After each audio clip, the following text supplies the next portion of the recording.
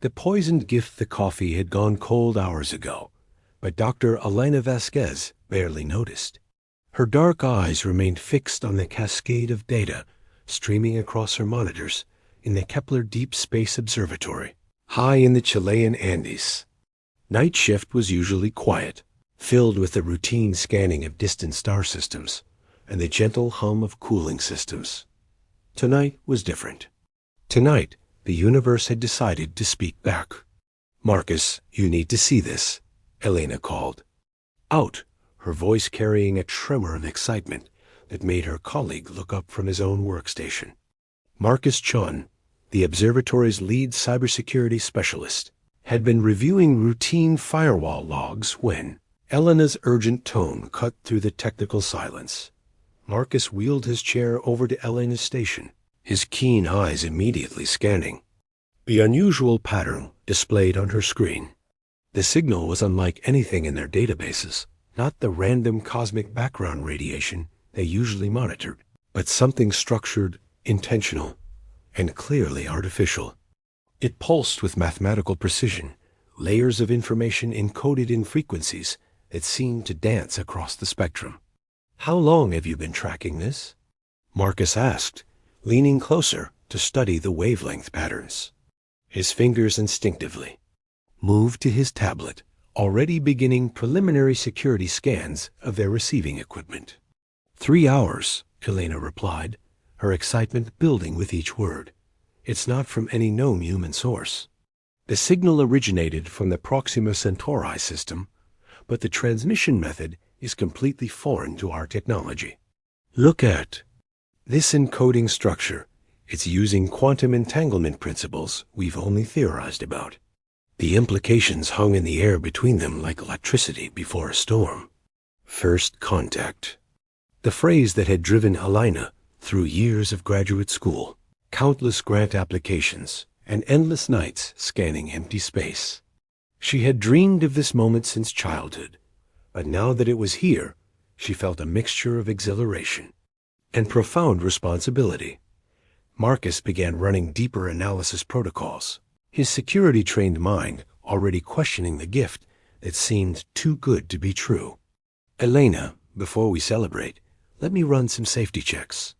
Any transmission from an unknown source needs to be treated as potentially hostile until proven otherwise." But Elena was already 3 steps ahead, her scientific curiosity overriding caution. She had begun decoding the primary data stream, and what she found made her heart race. The signal wasn't just a message, it was a technical blueprint.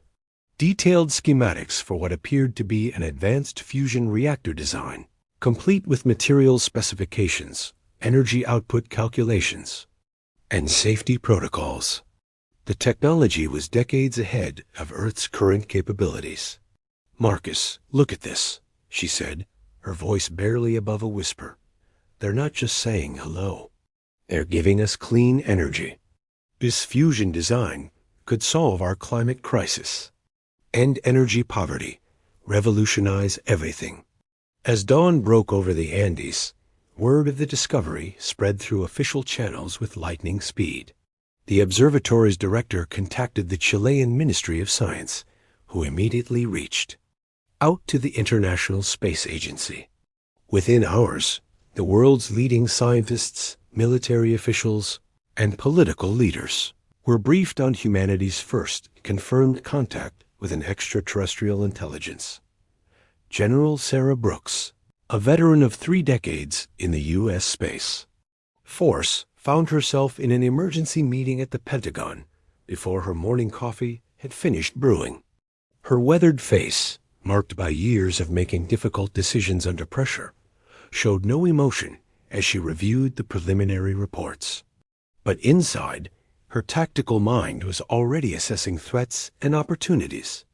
"Dr. Vasquez," she said, during the secure video conference connecting observatories, universities, and military installations around the globe, "what's your assessment of this technology? Is it functional?"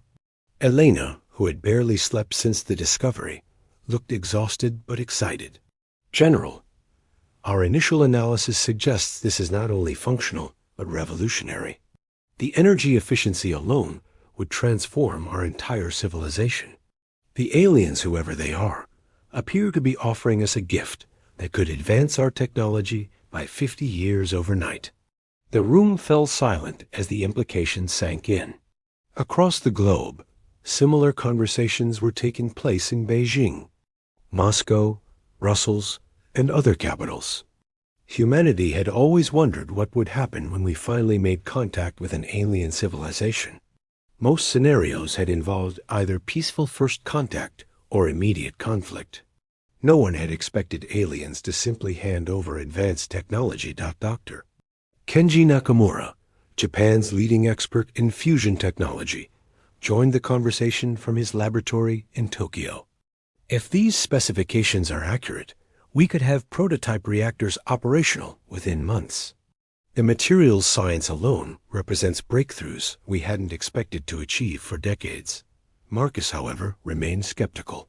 His years in cybersecurity had taught him that gifts from unknown sources were rarely what they appeared to be.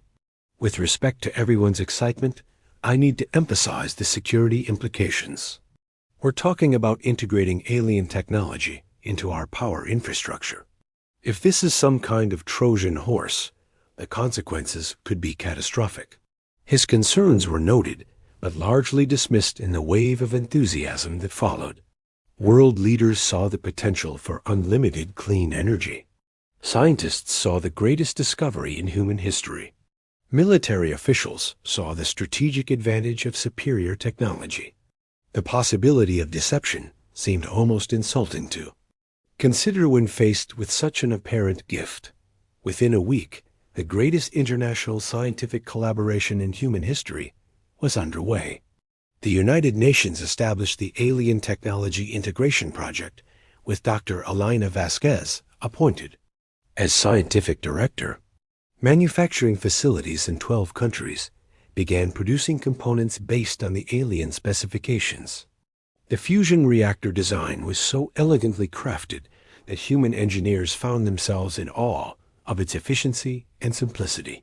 Marcus found himself heading the cybersecurity division of the project, a role that left him simultaneously honored and deeply concerned. As teams around the world began building prototypes based on the alien blueprints, he noticed something troubling in the data streams. Embedded within the technical specifications were lines of code unlike anything in human programming languages. The code was subtle, almost organic in its structure, and it seemed to serve no obvious function in the reactor design.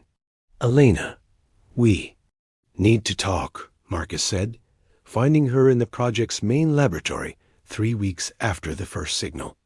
Around them, teams of engineers worked on assembling the first full-scale prototype, their excitement palpable as they handled components that represented the future of human civilization. Elena looked up from a complex energy flow diagram, her eyes bright with the satisfaction of solving challenging problems.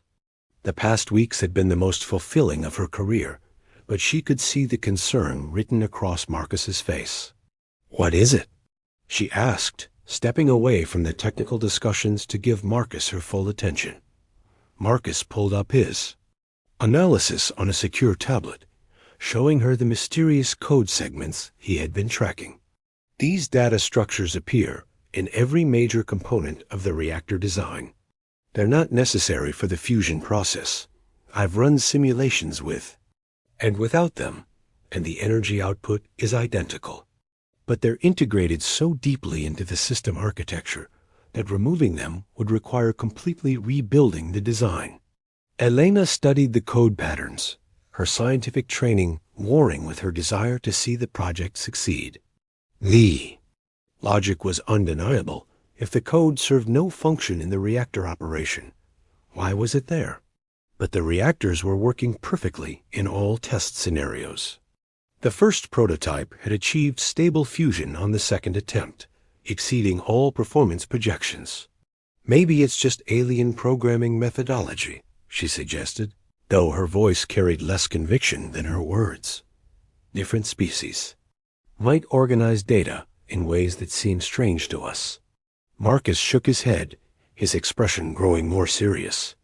Elena, I've been studying these patterns for weeks. They're not random, and they're not passive.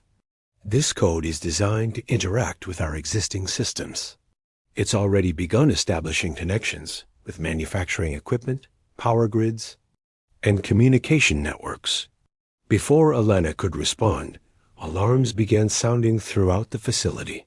Emergency lights bathed the laboratory in red as automated systems initiated lockdown protocols.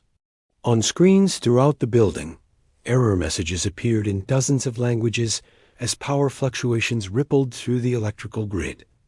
The first reactor prototype, which had been running stable tests for 48 hours, suddenly began, operating at efficiency levels that exceeded theoretical maximums. Energy output spiked beyond all safety parameters while somehow maintaining perfect stability. It was impossible according to human physics, yet the readings were undeniable. Marcus grabbed Elena's arm as technicians scrambled to understand what was happening. "It's not just the reactor," he said, his voice tight with controlled panic. "The code is activating across all our systems. Power plants, manufacturing facilities, communication networks, everything connected to the project is being affected." The adaptation revolution 6 months had passed since the alien code began transforming Earth's technology, and the world bore little resemblance to the planet that had first received the mysterious transmission. Dr. Elena Vasquez stood in what had once been her simple observatory laboratory, now expanded into a sprawling complex of hybrid human-alien technology that defied conventional understanding of physics and engineering. The fusion reactors were no longer just power sources. They had evolved into something that seemed almost alive. Energy flowed through crystalline conduits that the original alien blueprints hadn't included. Yet somehow, the reactors had grown these structures on their own. The power output had increased by 300%, while becoming more stable than any human designed system had ever achieved. "The adaptation patterns are accelerating," Marcus reported as he approached Elena's workstation. His role had evolved from cybersecurity specialist to something entirely new, an interpreter between human intention and alien-influenced technology. The manufacturing facilities in Japan completed their transformation overnight. They're now producing materials that didn't exist in the periodic table a year ago. Elena nodded, her attention split between the data streams showing global technological evolution and the concerning reports from deep space monitoring stations. 3 weeks ago, long-range sensors had detected movement in the outer solar system. Something was approaching Earth, and given the timing, it wasn't likely to be friendly. General Brooks materialized on the main communication screen, her weathered face showing the strain of coordinating humanity's response to an unprecedented situation. "Dr. Vasquez, we need to discuss the military implications of these changes. Our weapons systems have been affected by the alien code, but not in ways we understand or can control. The military situation was complex and troubling. Traditional weapons had become almost irrelevant as the alien influence spread through defense systems. Missiles now navigated with impossible precision, while their explosive yields increased dramatically. Fighter jets achieved flight characteristics that should have torn them apart. Naval vessels moved through water with efficiency that seemed to ignore fundamental laws of fluid dynamics." "General, I think that's exactly the point," Elena replied, her voice carrying the weight of months spent studying the alien strategy. "They didn't send us a weapon to destroy our technology. They sent us a weapon to make our technology too powerful for us to control. They expected us to tear ourselves apart with our own enhanced capabilities." Dr. Kenji Nakamura joined the conversation. From his transformed laboratory in Tokyo, where fusion technology had evolved far beyond the original alien blueprints. "Elena is correct. The code wasn't designed to break our systems. It was designed to break us. The aliens expected the giving. U.S. uncontrollable power would lead to chaos, conflict, and ultimately the collapse of our civilization. Marcus pulled up a three-dimensional projection, showing the spread of technological transformation across the globe. Every continent showed the same pattern-rapid evolution of industrial capabilities, followed by initial chaos, then gradual stabilization as human operators learned to work with their transformed systems. But something unexpected happened, Marcus continued, his voice carrying a note of pride that surprised even him. We adapted. Instead of fighting the changes or trying to reverse them, we learned to guide them. The alien code was designed to operate independently, but human ingenuity found ways to collaborate with it. The evidence was undeniable. In manufacturing centers worldwide, human engineers had developed symbiotic relationships with their transformed equipment. Rather than simply operating machines, they were now partnering with systems that could anticipate needs, optimize performance, and even suggest improvements to human designs. The result was an industrial revolution that had compressed decades of advancement into months. Elena brought up the latest reports from the International Technology Monitoring Consortium, showing production statistics that would have been impossible. Just a year earlier, clean energy production is up 500%. Manufacturing efficiency has increased by 700%. Material science breakthroughs are occurring daily. The aliens gave us power expecting it to destroy us, but instead, we've used it to become something they never anticipated. The transformation hadn't been without challenges. Early in the process, several facilities had experienced dangerous overloads as human operators struggled to understand their evolving systems. Power grids had fluctuated wildly before stabilizing at new, higher baselines. Most concerning, traditional methods of system control had become obsolete overnight. But humanity had responded with typical adaptability. Engineers learned to communicate with their transformed equipment through new interfaces that seemed to bridge the gap between human intuition and alien logic. Scientists developed theoretical frameworks that incorporated both terrestrial and extraterrestrial principles. Military commanders discovered that strategy itself had evolved as their enhanced systems provided capabilities they had never imagined possible. The question now, General Brooks said, her tactical mind focused on the approaching threat, is whether our transformation is sufficient to handle whatever is coming from deep space. Our long-range sensors indicate a large fleet of vessels approaching from the outer system. If these are the entities that sent the original signal, they're not coming for a friendly diplomatic meeting. Marcus had been tracking the approaching vessels for weeks, using enhanced sensor arrays that had grown from the original alien-influenced technology. The fleet was massive dozens of ships designed for combat, moving in formation with military precision. Their estimated arrival time was less than 2 weeks. General, based on my analysis of their approach vectors and formation patterns, I believe they're coming to assess the success of their sabotage, Marcus reported. They expected to find a world in chaos, with technology either destroyed or running rampant. Instead, they're going to find something they probably didn't plan for a planet that has successfully integrated their trap into a massive technological advancement. Elena walked to the main observation window, looking out at the sky where alien vessels would soon appear. The irony wasn't lost on her. The species that had tried to destroy humanity through technological corruption had instead accelerated human development beyond their wildest dreams. But she also understood that the approaching fleet represented a deadly serious threat.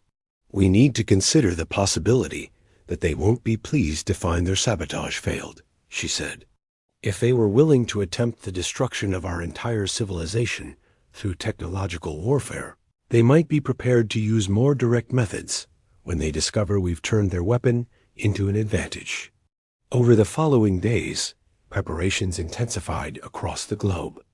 The transformed manufacturing facilities began producing defensive systems, using principles that combined human strategic thinking with alien technological capabilities. Weapons emerged that operated on entirely new principles of physics, while defensive shields were generated using energy, patterns that human science hadn't even theorized a year earlier. Dr. Nakamura coordinated the technical aspects of Earth's defense preparation, his team working around the clock to understand and optimize the capabilities of their hybrid technology. The fascinating aspect is that our systems continue to evolve, he reported during daily briefings. The alien code isn't static. It learns from human innovation and incorporates our improvements into its own structure. We're not just using their technology. We're teaching it to become something entirely new. The military coordination proved challenging as traditional command structures struggled to adapt to systems that operated beyond conventional understanding. General Brooks found herself learning to trust equipment that made tactical decisions faster than human commanders could, process information while still maintaining strategic oversight of the overall defense plan. Asterisk. Our pilots report that their aircraft now anticipate their intentions, she explained during a joint military briefing. The enhanced fighters respond to thought patterns as much as control inputs. It's unsettling, but the performance capabilities are beyond anything we could have achieved through conventional development. Elena spent her time analyzing every scrap of data about the approaching fleet, looking for insights into alien psychology and strategy. The original transmission had revealed certain characteristics about their thinking. They were advanced enough to develop sophisticated technological warfare, but arrogant enough to assume that their targets would be incapable of adaptation. I think we have a psychological advantage they don't expect, she told the assembled defense committee. They see us as primitive beings who would be overwhelmed by advanced technology. The fact that we've not only survived their sabotage, but used it to advance our civilization suggests we understand adaptation and innovation in ways they might not. Marcus was focused on the practical aspects of the coming confrontation. His enhanced cybersecurity systems had evolved into something resembling technological prescience, the ability to anticipate and counter digital attacks before they occurred. Our networks are now protected by security systems that think in both human and alien paradigms. If they try to shut down our technology remotely, they're going to find defenses they can't predict or counter. As the alien fleet entered the outer solar system, long-range sensors revealed details that confirmed humanity's worst fears and greatest hopes. The ships were heavily armed and clearly designed for planetary assault. But they were also operating on technology that, while advanced, was recognizable as similar to the systems now integrated throughout Earth's infrastructure. They're using the same technological base as the virus they sent us, Marcus observed, studying the sensor readings. Our transformed systems recognize their signatures. We might actually have a technological advantage at this point. The moment of truth arrived on a Tuesday morning when the alien fleet achieved orbit around Earth. The ships were elegant and menacing, their dark surfaces seeming to absorb light, while weapon ports glowed with contained energy. For several hours, both sides remained silent, assessing each other across the void of space. Then the aliens transmitted a message, not through radio waves, but through the same quantum entanglement method they had used for the original sabotage. The communication was brief and carried unmistakable arrogance. Primitive species, your technology has been corrupted beyond repair. Submit to cleansing, and we will allow some of your population to survive as servants. Elena read the message with a mixture of anger and satisfaction. The aliens clearly believed their sabotage had succeeded, that Earth's technology was now uncontrollable and dangerous to its operators. They had come expecting to find a world in chaos, ready to surrender to superior beings who could restore order. They have no idea what they're facing, she said, looking around at the control center where human and alien technology had merged into something unprecedented. They think they're going to find primitive beings overwhelmed by their own corrupted systems. Instead, they're going to meet a species that has learned to turn their greatest weapon into our greatest strength. General Brooks coordinated Earth's response, her voice steady despite the magnitude of the moment. All defensive systems are online. Enhanced fighters are in position. Shield generators are operating at full capacity. If they want to fight, they're going to get one they'll never forget. The battle began with the aliens' attempt to shut down Earth's technology using the same quantum virus they had embedded in the original fusion blueprints. But instead of causing system failures, their attack signal was absorbed and redirected by the transformed infrastructure. Every power plant, manufacturing facility, and defensive system on Earth suddenly surged with additional energy as the alien attack became fuel for human systems. They just supercharged our entire planetary defense grid, Marcus reported in amazement. Their attempt to shut us down has made us stronger. What followed was unlike any conflict in human history. Earth's enhanced fighters moved with impossible agility, their alien-influenced systems anticipating enemy movements, while human pilots provided strategic thinking and adaptability. Ground-based weapons fired projectiles that seemed to defy physics, while defensive shields absorbed incoming fire and converted it into additional power for counterattacks. The aliens found themselves fighting an enemy that used their own technology better than they did. Human adaptability and innovation had transformed their sabotage virus into something that surpassed even their original capabilities. Every tactical advantage they had expected to maintain disappeared as Earth's defenders demonstrated the terrifying potential of a species that had learned to turn any setback into an opportunity for advancement. Within hours, half the alien fleet was disabled or destroyed. The remaining vessels attempted to retreat, but Earth's transformed sensor arrays tracked them across impossible distances, while enhanced weapon systems maintained accuracy at ranges that should have been insurmountable. In the end, only 3 alien vessels escaped to carry word back to their home system. Earth had not only survived the first interstellar attack in human history, but had done so using the attacker's own weapon against them. As the debris of the alien fleet burned up in Earth's atmosphere, Elena stood in the observatory where it had all begun, contemplating the transformation of human civilization.